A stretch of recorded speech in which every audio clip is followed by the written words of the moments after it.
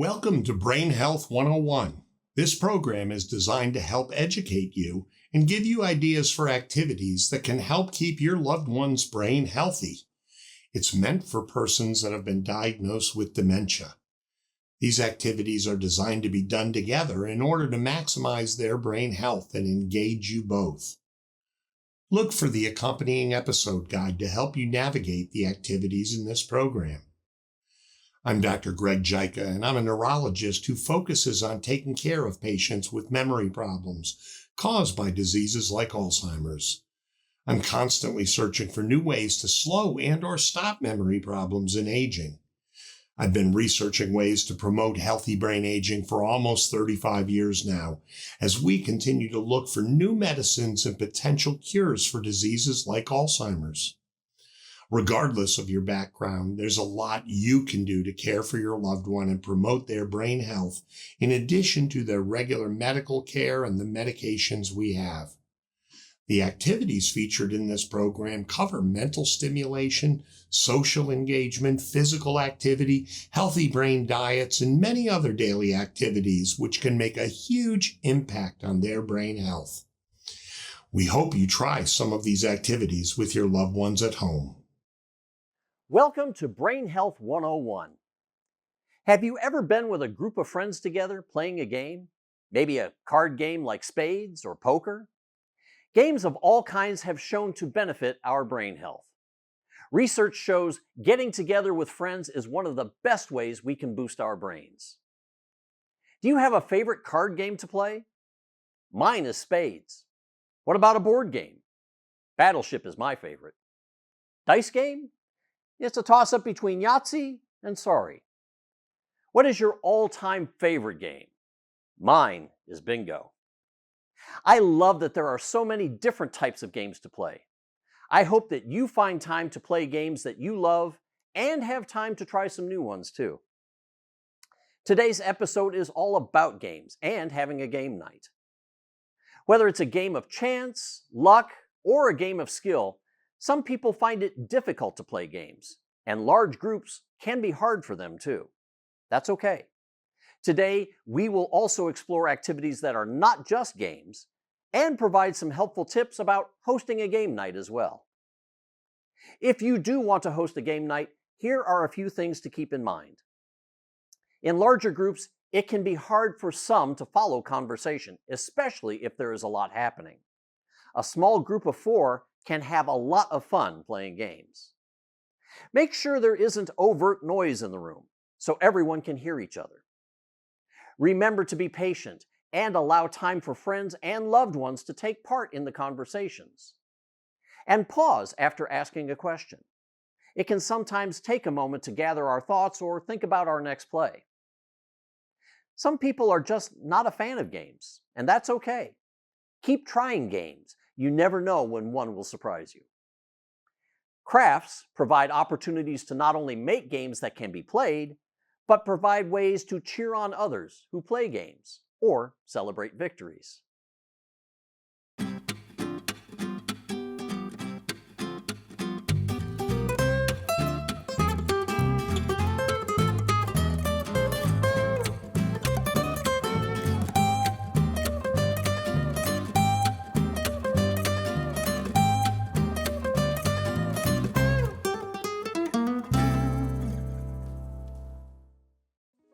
Well, hello everyone, and welcome back to another episode of Kelly's Crafts. Today, we're going to be talking about all things game night. So come with me as we prepare crafts to go along with your game night that you might have. All right, so for this game night craft, we're going to mix it up a little bit. Now, you're going to have some beverages. So we're going to make die cups out of plastic cups. Now, you are more than welcome to use juice cups if you want to use those and not plastic, but for this activity, we're using plastic. What you want to do is find some circular stickers. These are just office stickers that can be found at a Walmart or Kroger. Any store should have it in the office section or in the pencil and pen section.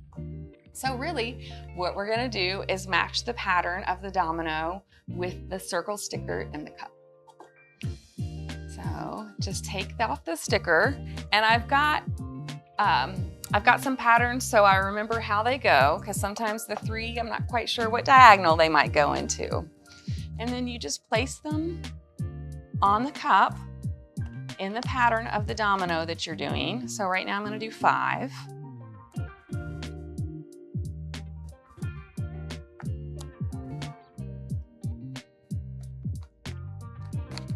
Whoops, there we go. All right, so here's that. And you can do as many cups as you prefer, as many cups as you have people coming over, or if it's just gonna be 2 people. All right, and then this is the 6, so.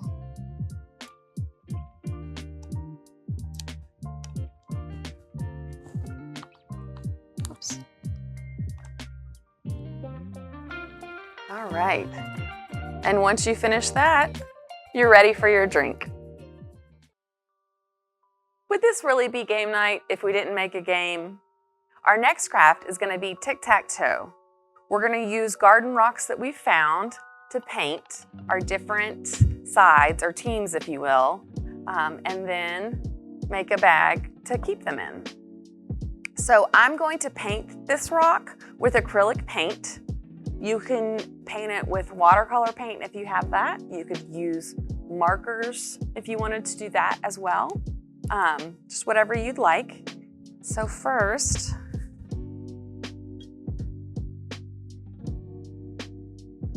just gonna paint the rock.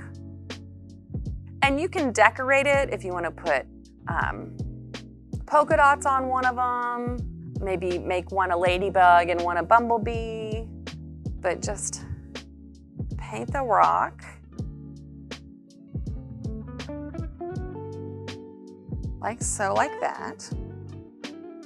And then once it dries, the magic of movies,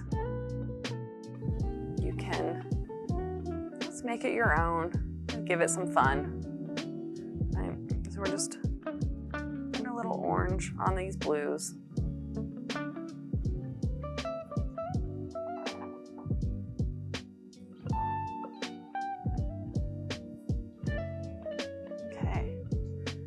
Our orange rock. You could use sticks if you wanted to do that instead of rocks. Okay. And then once we do that, if you've got a canvas bag or a tweed bag, you can use those. I'm using a lunch bag that I had in my cabinet. And what I'm gonna do is take a marker and make the board. So, all right, 2 lines. Here we go. So it's like that. And then, whenever you're ready to play, you can play with the craft that you made. Oh, we got a winner. It's always a good idea to get our blood pumping before and after we settle in on a task or a game. We know that exercise and stretching are incredibly important for brain health. Research is showing that physical exercise improves our brain health and can help build new nerve cells in the brain, which leads to improved brain health.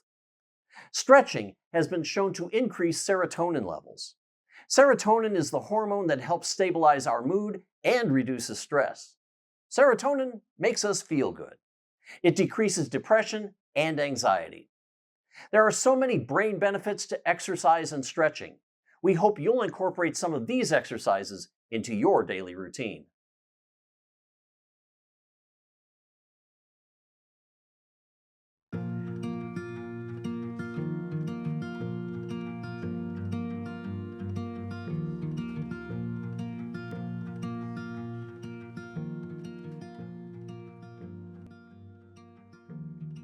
I Hi, my name is Valerie Martin. I'm a physical therapist from the University of Kentucky, and we're here today at the Lexington Senior Center to demonstrate some exercises for you. So my hope is that you'll watch this video, do exercises along with us. I'm very thankful to my 2 volunteers that were so gracious to come and demonstrate the exercises for me. So the first exercise that we're going to do is a shoulder or upper body exercise, and it's called shoulder retraction. And so you can either do this exercise in sitting or you can do it standing. So I'm going to have, if one of you all ladies don't mind, to stand up for me. So we'll kind of demonstrate it both ways.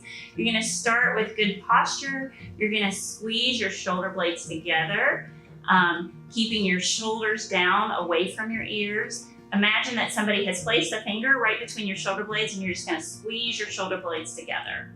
And then you're going to relax. And so as you do this, I want you to think about making sure that you're not arching your back. It's not a big motion. You should just feel those muscles right between your shoulder blades kind of pinched together. Good. And you can relax now. So when you do this at home, I encourage you to do this for 30 seconds. You can start with 1 set, and then as you get better or it gets easier, you can move to 2 sets of 30 seconds. So the next exercise we're going to do is also an upper body strengthening exercise. So you can, again, do this from a seated position or from a standing position. So you're just going to start with your arms down by your side, hands facing in towards your body, thumbs pointing up towards the ceiling as you raise your arms up, kind of at a diagonal. So almost imagine that you are making a V with the opening out from you. And you're going to raise your arms overhead and then back to your side. If you have any shoulder pain or discomfort, just go within whatever range you can comfortably do this. That may mean that you can't get to shoulder level, and that's perfectly okay. If you can go all the way overhead, that's okay too. You ladies can go ahead and take a break. When you do this, I would encourage you to do it for 30 seconds. At least initially. You can do it just with the weight of your arms. That's perfectly acceptable. If you want to add some weight, you can add some light dumbbells, or you can use bottles of water just to add a little bit of weight. I wouldn't do anything super heavy. And if you haven't been doing any exercise, please start with just your arms without the weight at first. So now that we've finished the upper body strengthening exercises, we're going to move on to an upper body stretching exercise. And so what I'm going to have you ladies do is, if you will reach your hands behind you and clasp your hands, and Cheryl, if you don't mind, I'm going to have you go ahead and swing your legs this direction so they can see you from the side. Perfect.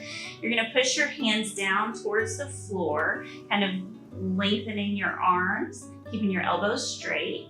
And then if you need a little bit more of a stretch, you can kind of lift your hands away from your back. And when you're doing this stretch, I'm going to have you do 3 sets of 30 seconds. Make sure that you're breathing as you do the stretch. A lot of times people have a tendency to want to hold their breath, so you want to make sure you're breathing in and out slowly. That helps to relax your muscle, which will allow you to get a better stretch.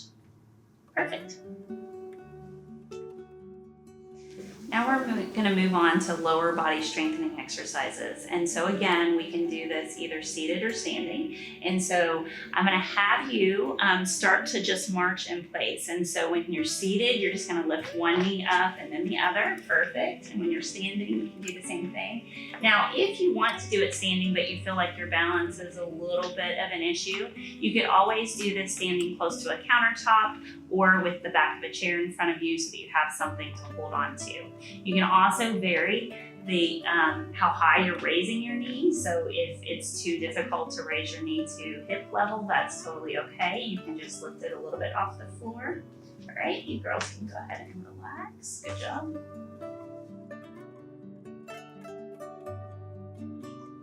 So we're gonna go on to the next lower body strengthening exercise, which is sit to stand. So you can go ahead and have a seat. So when you're doing this at home, I prefer that if you're using a chair, that you actually position the chair so that it's back against the wall so it's not gonna slip.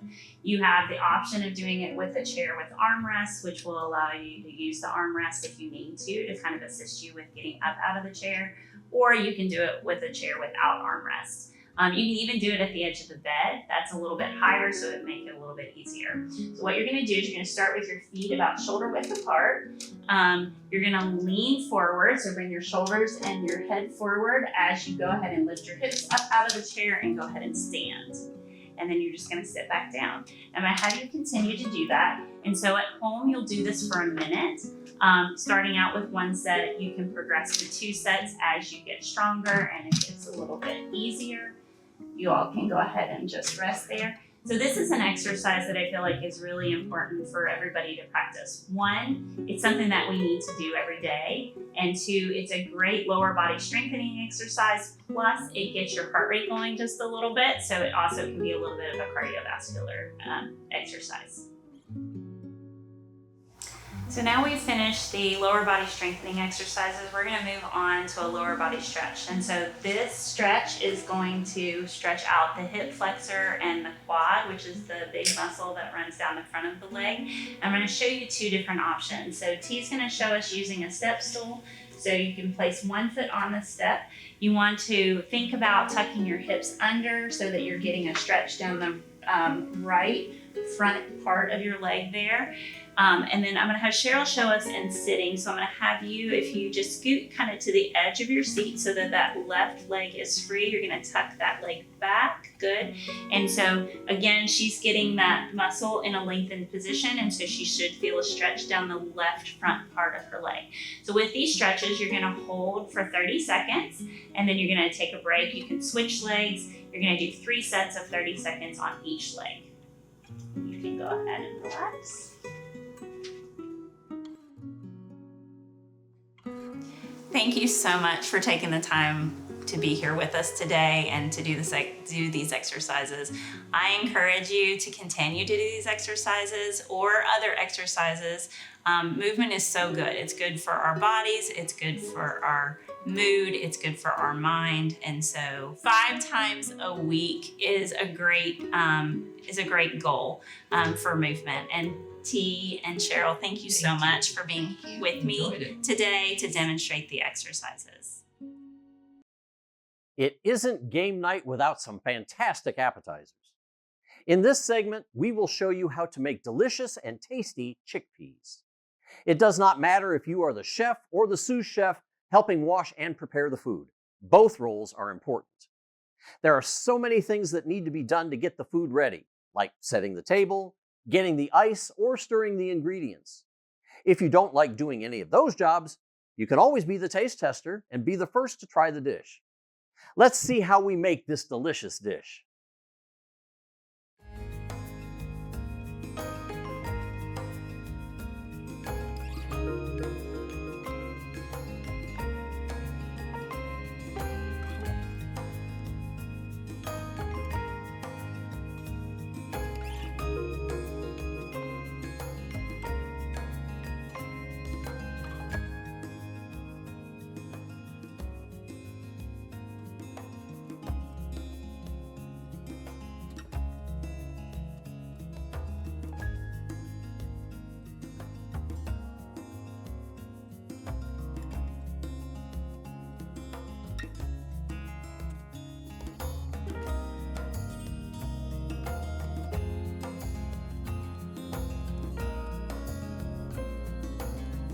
Hi everyone, my name is Lauren Batey and I'm a registered dietitian with the Food is Health Alliance at the University of Kentucky.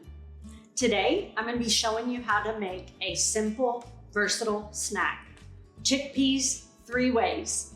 I've got some homemade spices and some store-bought spices, and you can switch this up however you like. So to get started, I'm going to make a barbecue version. First, I've got a tablespoon of olive oil. And then I've got this homemade barbecue mix. Now in this mix, I've got cumin, chili powder, paprika, garlic powder, onion powder, and just a little bit of brown sugar for sweetness. So I'm just gonna put that in and get everything nice and coated. Now these chickpeas, they're canned chickpeas, and they have been rinsed and drained and then patted dry. You wanna pat them dry a little bit because they'll roast better that way and get crispy. So I want to keep these divided. So I'm going to gently put them over here and spread them out.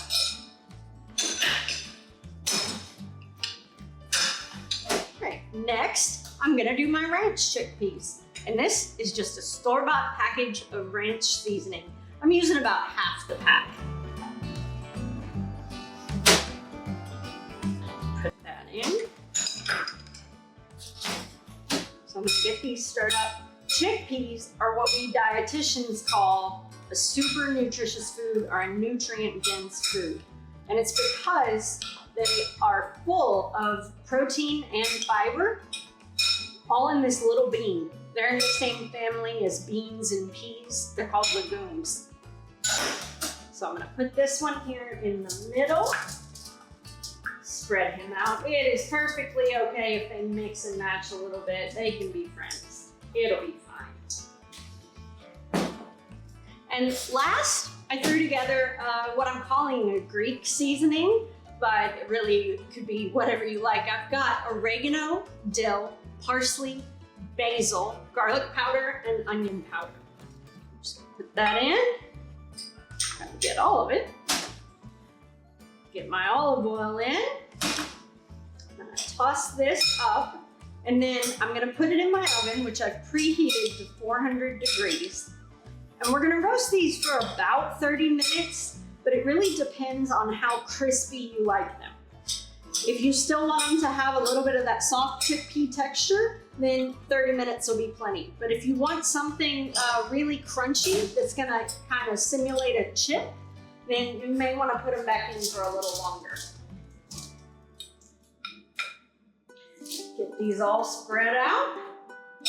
And now I'm gonna head for my 400 degree oven and get started for about 30 minutes.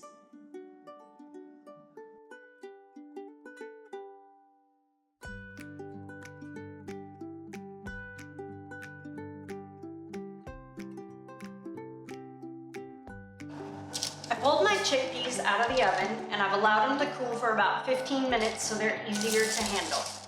Here, I've got the barbecue, in the middle are my ranch, and on the end here are the Greek seasoning.